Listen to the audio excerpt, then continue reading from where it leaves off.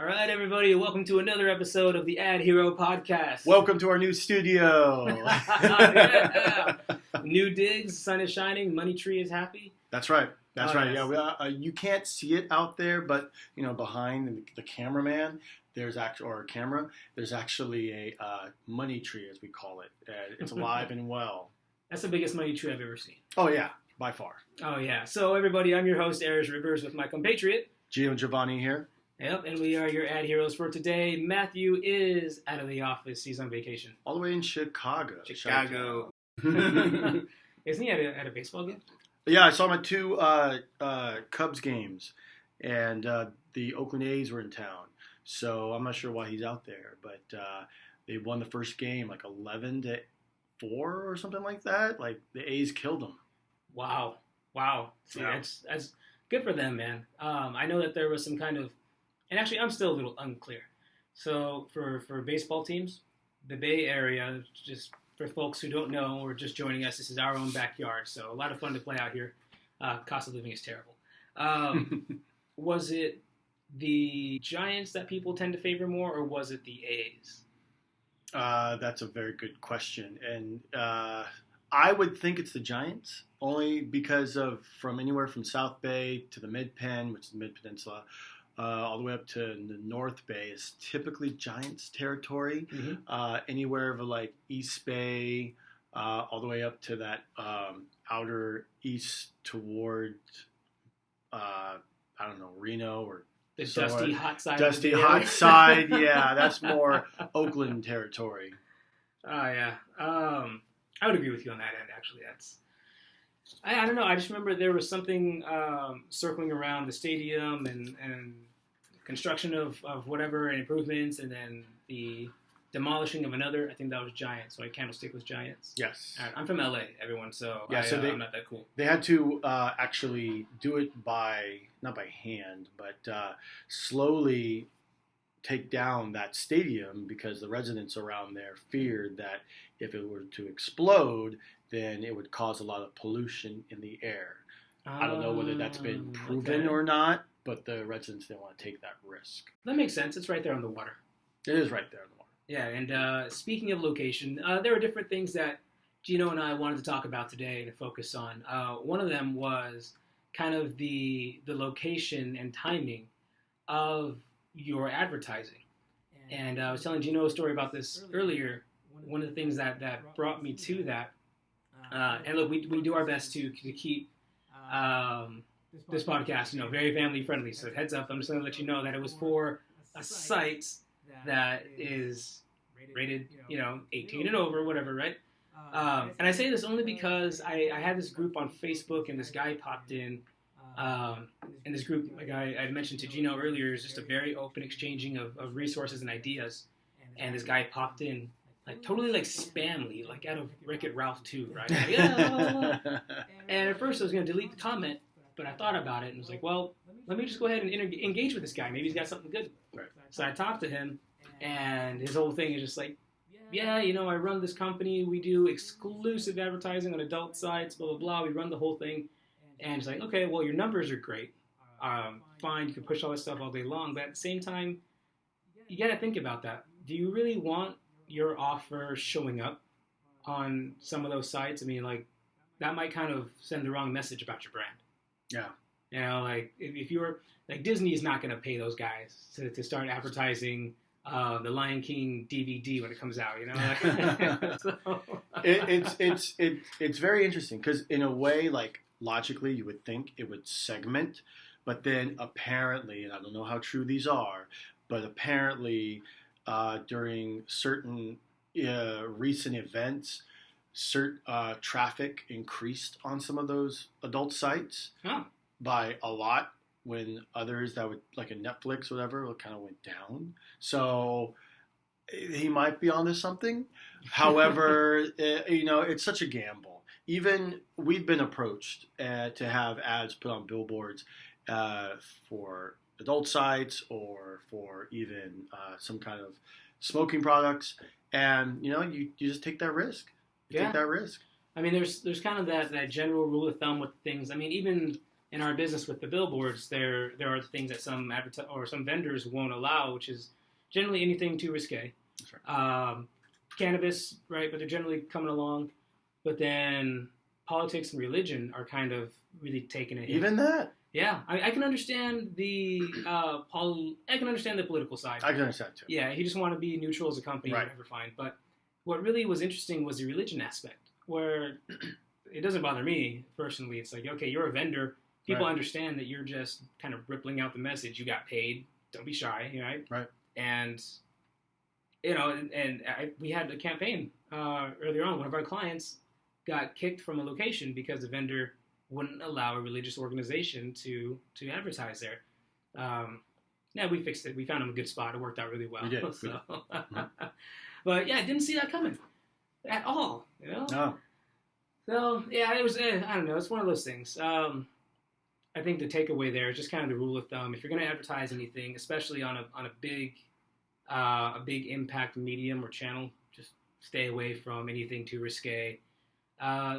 Hey, cannabis is coming around, but be smart about it. I think the general rule is just don't show like leaves and anything like the product actually being used. Oh, yeah. I saw one, if you're in the San Jose area, on Monterey Highway, which is actually starting to be those types of ads are starting to pop up, those being cannabis. And I don't know the name of one, but there's a double-sided still billboard with basically saying that they're right next door to the billboard. And, I mean, you look at it, it looks like something like with candy, you know? But there's a nice young woman on there, but she looks like she's kind of like toting the whole, little girl look at the same time. So to me, I had to do like triple looks on that because I just didn't understand what it was for. But then it said, hey, we're like right over here. It's like, okay, well, I can't put everything together, you know. You touched on something that was interesting. The business being pretty much right next to the billboard.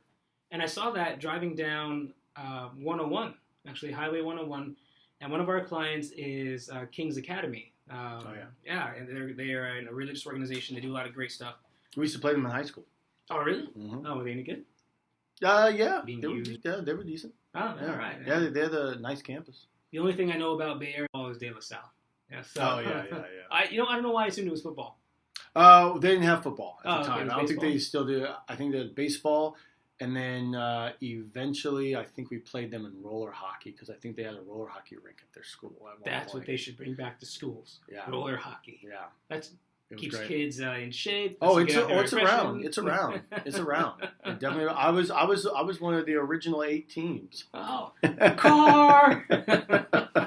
No, but going back to King's Academy, as I was driving down 101, I saw their billboard ad.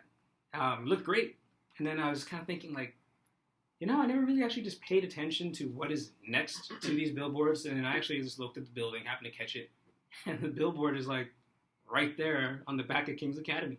Or I assume it's the actual building that, or maybe they sponsor it or whatever, but their name is on the side. So. Yeah, that's great. And you know what? You're touching upon something that I also want to bring up as well. That kind of interludes with everything that we're talking about. And that is local businesses. And I say local, I'm talking primarily Bay Area, South Bay. Where are you? I just saw a billboard that for a month was advertising something else. And then today, now it's a local company that's probably like down the street. Hey, you know what? You got a really good point about that. As I was driving to Sacramento, and look, I have no idea where this company is at. I haven't looked into them, but Russ Brown Motorcycle Attorneys.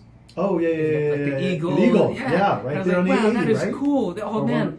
I thought it was maybe just between here and Sacramento. Yeah. I drove down to Los Angeles and saw billboards. Oh, really? And I'm like, wow. Like, look at these guys. They're all over the place. They should really get into a platform. But here we are, like this company, I assume they're in California somewhere. I have no idea what their reach could be. Oh, you know what? Matter of fact, I saw a screenshot of one of their billboards outdoors, Vegas, and which is an interesting thing. But here we got, and we've mentioned him on this podcast before, a lawyer here in our own backyard, extremely prominent on some of the advertising, Yes. but still just kind of, I don't know, it's interesting. Like, I've seen the advertisement so heavy here in the area, but it's like, man, you can handle people from all over the place. Why stay right in your own backyard? Yes. And I was kind of flipping the script a little bit from what you were speaking about. But I think, personally, in my own opinion, it's kind of, cutting yourself off at the knees. There could be such a bigger reach, is all I'm saying. So yeah, well, and that kind of brings me to the point of why Open Display is so good. If I can get a little plug in there, Yeah. When you companies out there, I'm not sure who you're dealing with, what rep, what have you. Maybe there's something built in. Maybe there's a marketing company, but that you're dealing with. But the point is that not only do you want to get a good price, okay, and I totally understand that. Everyone's always big on the ROI, all right. But what about the time? What about the time it takes you to get the ad going, or the planning, who you had to hire? I mean, hey, you can close so many doors and probably save yourself so much time by just utilizing opendisplay.com Mm-hmm.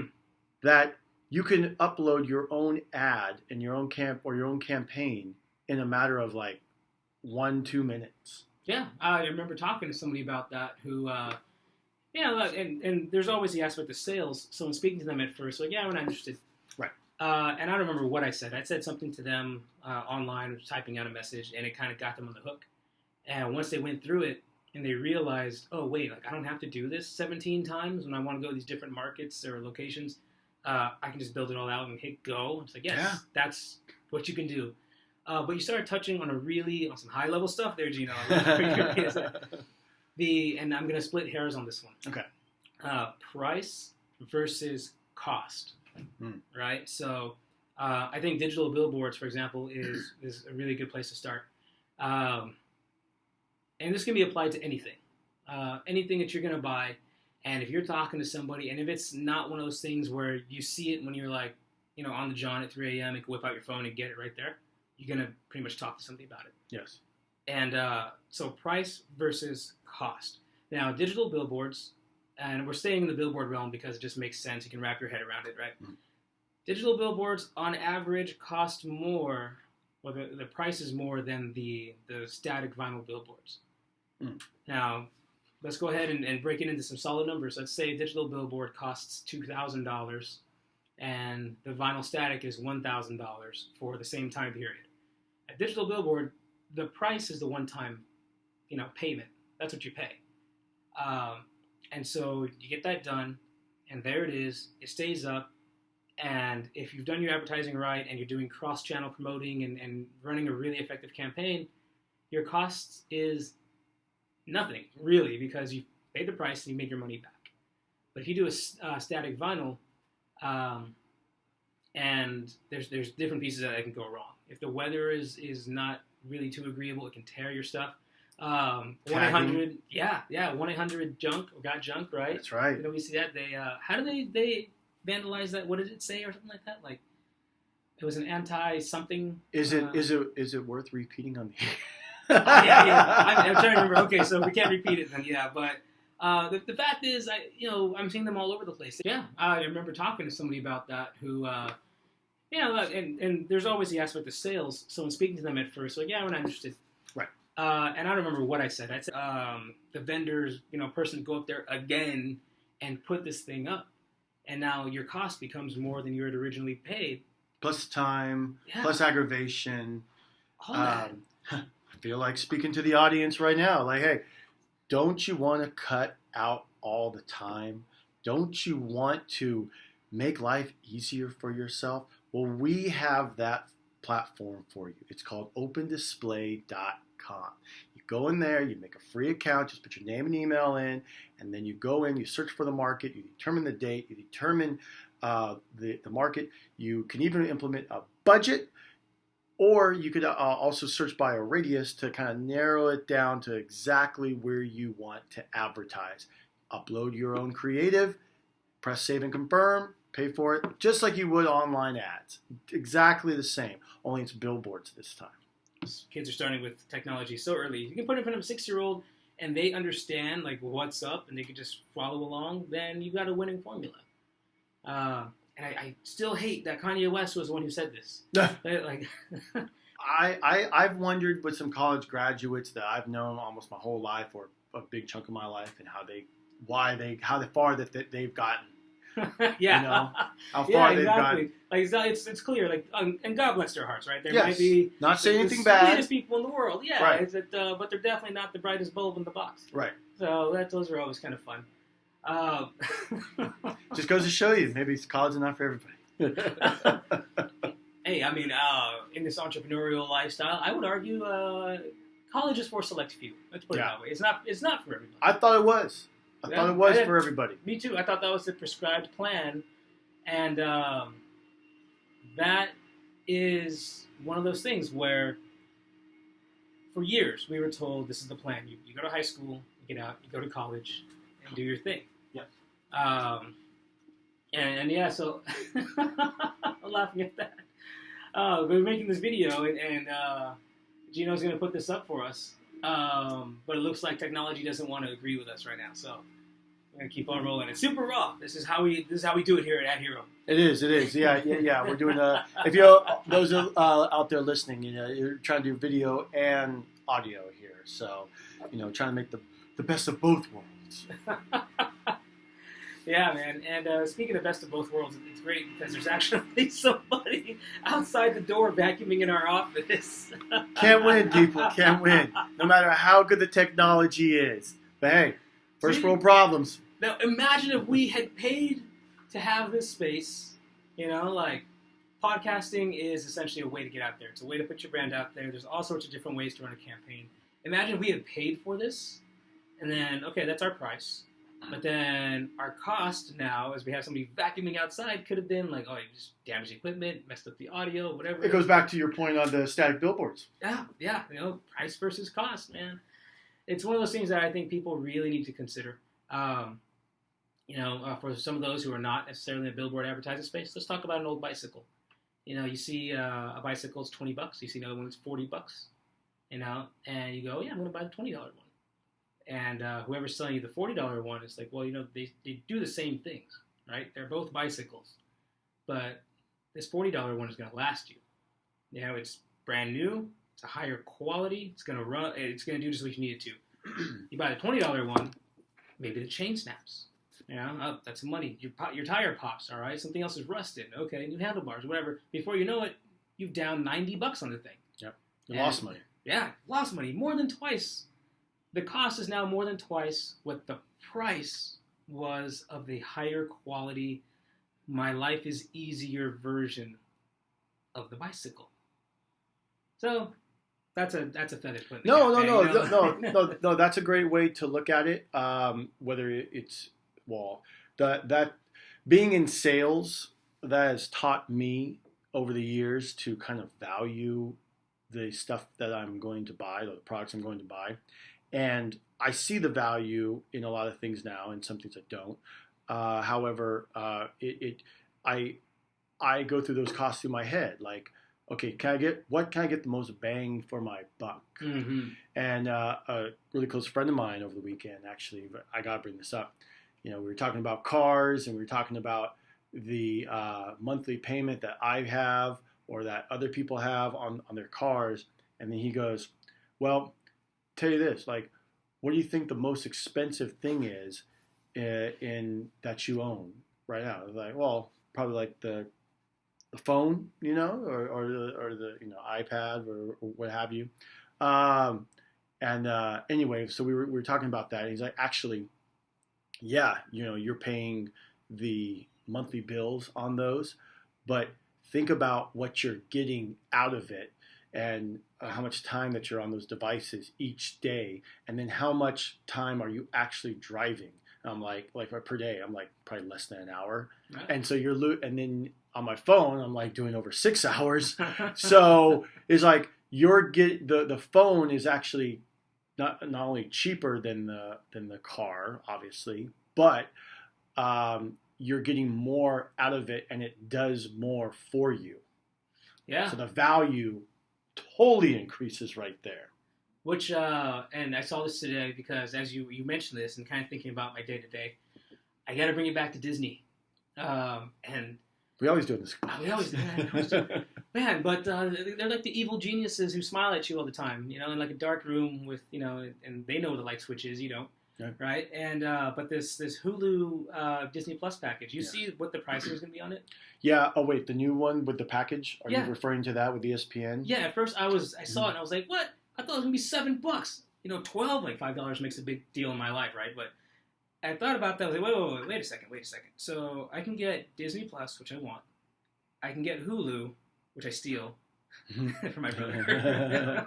And I can get ESPN, which I don't care about, but is perfect to zone out on with like a ho-ho in the end of the night. Right. For less than double the price, I can get all of that versus going to each one of these separately. And right there, so my price is, you know, it's more than the original one, right? That's the one-time or recurring fee that I'm going to pay either way, but the cost in the long run is much less than it'd be for me to get Hulu on its own, to get Disney Plus service on its own, and then to go to whatever cable provider wants to give me their dinky ESPN package. Yeah. No offense to ESPN, it's just, you know, these cable packages. Come on, we got to work on these. Yeah. Yeah, it's actually will probably cost more to stream than it will to cable and satellite. In fact, it's already doing that now to some people because there's so many subscriptions to everything nowadays. But no, you're right. The marketing is there. They are doing a great job on piecing that together. And as far as the value is concerned, you know, since the merger or the buyout of 21st Century Fox, you know, Disney's catalog has probably quadrupled. Or whatever it is, and they're slowly going to be rolling out everything. So, you know, plus Hulu's got to have at least 4 more original shows coming up, and they're all going to be animated, geared around in the MCU. For those of you Howard Duck fans, so, but yeah, I see the value. I see the value. Like, I'm not going to get ESPN. I'm, you know, look, I used to like it. It's just, it turns me off now. It really does. But Hulu, well, I get that for free because it rolls with my, well, actually, I don't know if it's for free, but it rolls with my Sprint account. Mm-hmm. And so I just paid the $7 for the Disney. Shoot, I feel like I'm going to be robbing them. I almost feel guilty paying the $7. Seriously, it's like, really only 7? Only 7? Which brings me to, I want to give the audience a small nugget, if not necessarily a takeaway of knowledge, but just to know that this exists. There's a free version of Hulu. All right? Now, a lot of people know about it because they start you out with the whole, like, hey, welcome to Hulu. Yeah, $7? 7 days, right? Yeah, whatever it is. Yeah. It's not a trial necessarily. It's like the free version. Oh, wow. But you get a bunch of ads. So at that point, you might as well just be... Yeah, see, that's what I have. Yeah. I get ads. But what's cool about it, though, is that they actually have a timer on the corner of it. So you see how much time left. So if I'm watching, like, Runaways, or if I'm watching Cloak and Dagger, which is one of the main reasons why I even watch Hulu in the first place. You gotta catch up. But I can go to get snacks or whatever and then come back just like how it used to be. You know what I mean? So I like it. It doesn't bother me. But you can put money, I know, towards it to actually cut down on the commercials, just like you can on YouTube. You know what? I'm starting to realize that some way, somehow, the world has shifted to this way where we're not really going to be able to escape ads in some capacity. Heck, we put out ads. We put out ads. We're ads all day long. And I mean, I don't dislike ads. I like it. I'm a weird person who likes seeing what's out in the world. I want to see what people have to offer because I'm not going to know about it unless I see the ad. I saw something on YouTube about a work organizing software. I'm interested. But in talking with a previous prospect of ours, and this guy, pretty connected, he said, yeah, you know, I pay to not have to see ads. And sure enough, Shen Yun got in there. Shen Yun, like, you know, this Shen guy. Yun. Yeah, am I saying that right? Shen Yun, I think it was. I don't know what that is. Oh, man, no. That was like the Chinese, the stage performance scene that was like everywhere. Oh, that. Yeah. And they got another billboard up now. Oh, really? They're coming back. They're coming back. They're returning. Wow. It's been a year already? Everything's going to be flooded. But the one thing that I do appreciate when I'm streaming or looking at things digitally or anything is the placement of the ad. Let's go back to podcasting because I've got a couple of shows I love to listen to, and there's one of them called Lore. If you guys haven't checked out Lore podcast, check it out. It's I'm not going to pump it. Just go listen to it. It's one of the big Amazon #1s or whatever. But sometimes there's an ad in the very beginning. There have been a couple episodes where he kind of stops and put an ad in the middle, like once he got to that point. Does he read them off? Read the ads? I'm sure he probably does. Because but there's he a speaks few... very casually. So I'm sorry to interrupt. It's just that like there's a few podcasts I listen to, and they read about. I kind of wonder if it's like their own like network or something like that because some of the ads kind of intertwine. So and perhaps there's a market now to advertise on podcasts, but they just read them like how the local radio stations that we used to be on would just read a PSA. Yeah, I'm sure they do. There's Blue Apron or whatever, and you hear the same scripts. That's it. Yeah, Blue Apron of all people. Yeah. Hey, Blue Apron, give us a phone call. 855-972-SCREEN. But the calls are lining up. If I can go back in time, actually, you know what? Never mind. X that thought. I was going to talk about putting an ad like in those old, like imagine putting an ad inside of an ad, just to stick it to them, like those infomercials, like Miss Cleo. You know, she's talking about saving your future, and then like there's. It's actually pretty creative. I know, right? And then just that would have been a really good idea. Mm-hmm. Wow. Hey, everybody, there's an idea for you. Your television airtime becomes a lot cheaper if you decide to partner up with someone. I'm just saying. TV shows and movies should do that too. You know, like let's say like there's a scene with like a fake commercial, but inside the fake commercial, it's actually like a real product.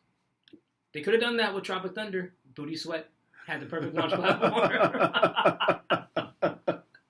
Right on. And with that, yeah, we got a couple minutes left. Yeah, I think we're gonna get ready to wrap this up. So, one of what's the big takeaway here? I think I want to put a bow on this for everybody. Well, we definitely talked about the local and the where you're marketing at, and I mean I kind of threw in like the total time thing and like is it worth it, you know, for you to go through this whole mess?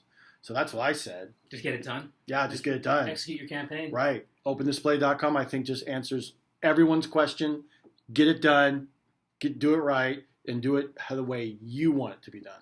Yeah, I'd say that it helps people to not think only about your own backyard. You know, yeah, you gotta, if you have a brick and mortar or whatever, or maybe you're online, but you're doing a business primarily in one area, get out in the world. You know, people come to your neighborhood. People leave your neighborhood. That's probably the best thing because if they like your business, they can be advocates for it and share out information about you. Oh, yeah. Like San Jose, for example, gets a ton of people like every year in conventions and so forth. Yeah. I mean, hey, even during the Super Bowl, Carolina Panthers billboards and Denver Bronco billboards that we had all around here, you know? So, yeah, it's not just the local audience that's seeing it. It's the other people that are coming in, too. Yeah, so if you're advertising, you got to think more globally. You got a pizza spot? That's cool.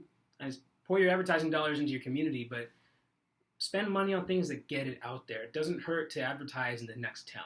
That's right. Maybe the town after that town. Whatever it is. You know, it's got to make sense. We got 30 seconds left. Do we? Or it might be over. I don't know. That's okay. Nobody's got a gun to our heads on this one. We're right. good. Yeah. And then lastly, last bow, just kind of think about where your advertisements are showing up because whether or not you intend this, there is an alignment that happens between your brand and where you are. Great point. Yeah. It doesn't make sense to advertise on certain websites or other places, or maybe even let's take it into real life. Like if you're a luxury watch manufacturer, I wouldn't advertise on like the broken down run outside of our town. Oh, funny. I actually seen it there. I've actually seen it there. Rolex. Oh, wow, Rolex. Yeah, well, hey, maybe maybe what? There's a market. Maybe there's Rolexes. Yes. Yeah, somebody out there is looking at that Rolex ad and going, yeah, you know what? I can go ahead and I can clone that. Yeah. And then in a really weird roundabout way, Rolex's stock goes up. I can actually see that. Okay. So with that, everybody, this has been another episode of the AdHero podcast. This is your host, Arish Rivers, and my compatriot, Jim Giovanni. All right, signing off, man.